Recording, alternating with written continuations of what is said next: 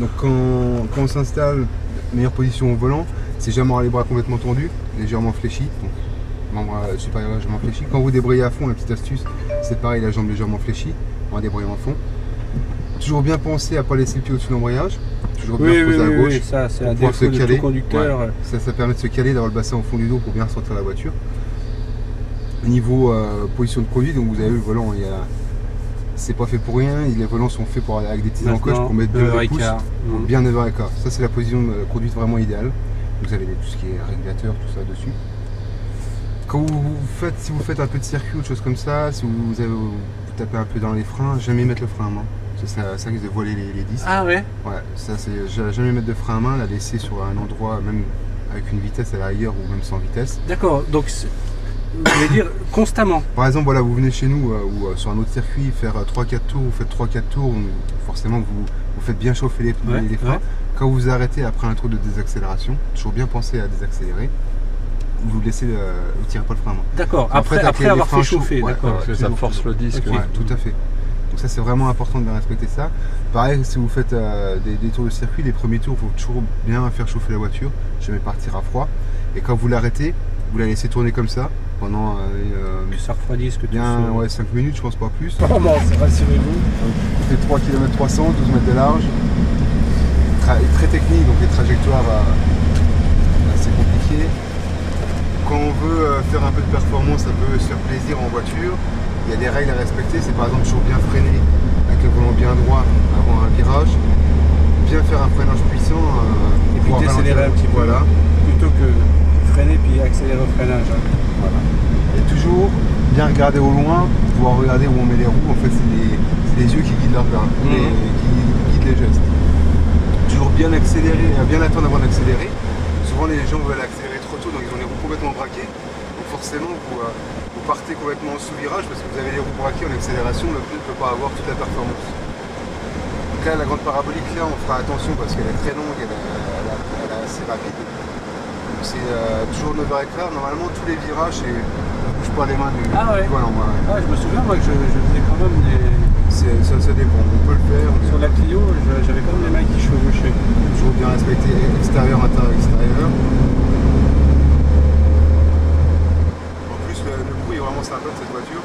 Ouais, ils ont amélioré le... aller vite, ouais. Ils ont amélioré le... Tout à fait. Pour l'échappement. Et ici, ils me disent de mettre un petit coup de frein et je me demandais pourquoi. Le frein, ça suffit. Ah ouais, il n'y en a pas besoin d'en mettre un avant. Non, pas du tout. En plus, quand vous êtes en appui comme ça, il faut surtout pas mettre de frein, ne pas changer les données physiques de la voiture. Ça, c'est surtout pour saluer les trajectoires. De toute façon, quand vous serez au volant, je vous dirai les trajectoires respectées. Et ici, ça me fait toujours flipper quand on est à l'aveugle. Ouais. Dans la beau le savoir, là, je freine toujours trop tôt et je prends pas la bonne trajectoire.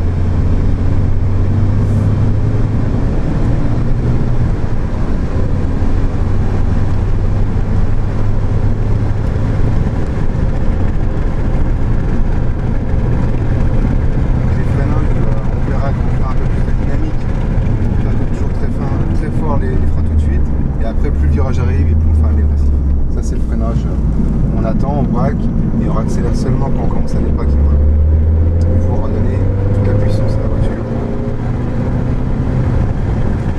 Là niveau comportement, ça, même sans aller trop vite, on sent qu'elle est très posée. Il n'y a pas besoin de forcer sur le volant ou quoi. Elle est très précise. En plus c'est un braquage très précis comme véhicule. Et même quand on veut commencer à mettre un peu plus, donc dans le tour que je vais faire un peu plus de base. Donc là il y a toutes les assistances activées. Donc, pour vous montrer qu'il y a, même en allant très fort, la voiture elle est très très performante, elle reste vraiment posée au sol.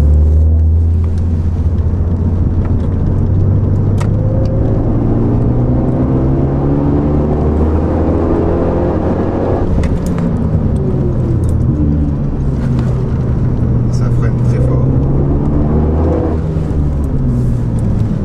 Ça bouge pas. Le châssis est très très performant. Même en appui, comme ça en dévers, elle reste très précise dans les gestes. Vraiment, attaquer vraiment fort. Toujours bien regarder au loin bien sûr. Attendre avant d'accélérer. Et quand on accélère,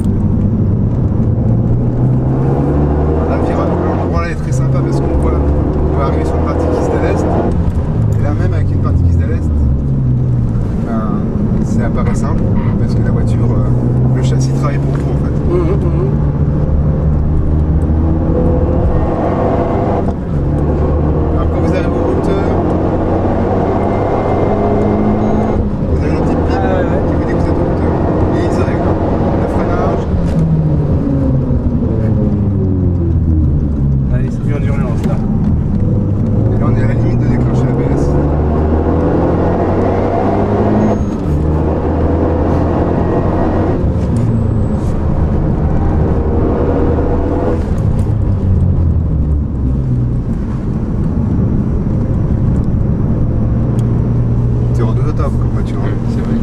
C'est très très redoutable. Là, c'est vraiment le châssis, il n'y a pas mieux.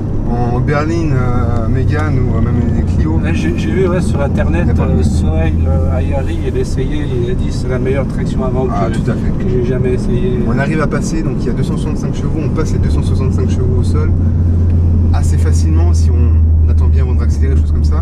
Et dans des grandes courbes rapides comme la parabolique qu'on a ou des enchaînements de virages où vraiment le châssis, là on voit tout de suite si le châssis il est bon ou pas, et bien dans la grande courbe qu'on a passée, ça n'a pas bougé. La voiture est vraiment restée très stable.